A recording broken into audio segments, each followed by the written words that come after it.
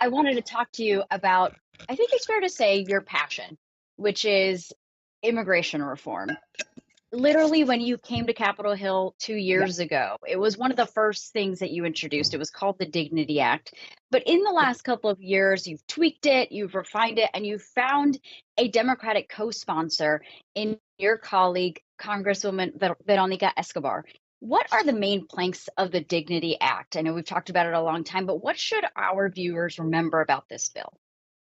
And thank you for the opportunity, Mariana. Always a pleasure to be talking to you. You know, I was a journalist for so many years, so every time someone asks me to help them do a better job and to explain the legislation in a better fashion, I am here. So thanks again.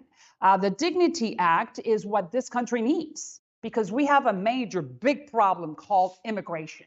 In the last 30 years, this body, Congress, has not been able to come together and create a legislation that is good for both parties, the Republicans and the Democrats. So thanks to Veronica Escobar, and who's become a very good friend, we put together something called the Dignity Act. This is dignity. This is not amnesty for those who have been here undocumented for many years.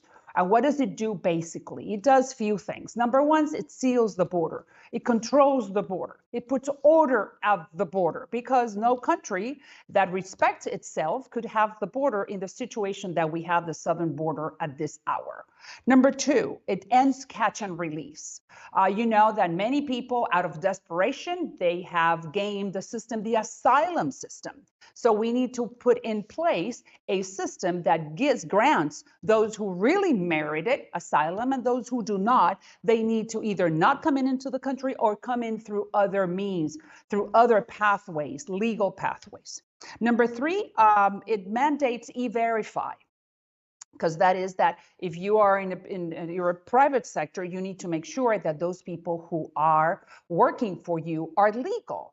And basically, one of the most important aspects of this bill is that it brings out of the shadows those people who have lived here for many years, who are undocumented, people who are helping the economy, people who have not committed a crime, people who have been here for more than 5 years, have American kids, can pay taxes, are working. So those people come out of the shadows under what I call the dignity status. And that is for 7 years. And those 7 years, you pay $5,000. You do not have access to government programs, because right now they don't have access to government programs, but you give them the opportunity. You give two things. You give the business sector, the private sector hands, people to work. You know, there are so many sectors right now, construction, hospitality, farming, saying, I need workers and I can't find them. Well, here we are, and they're not going to be now legal because they're going to be in the dignity status. That's basically it. And then after dignity, if those undocumented really want to become American citizens, then they go into the redemption path after 7 years. Then they pay more money, they learn some English, they fill out more papers, and they go to the back of the line. I represented those people for many years. I was one of the founders of Univision, and we have a very big market, those people that speak the language, speak Spanish. And I can assure you that the overwhelming majority of the undocumented, let's say 10 million people, 13 million people, they do not necessarily want to be Americans. They don't want the path to citizenship. They want dignity first. And that's why I thought about them.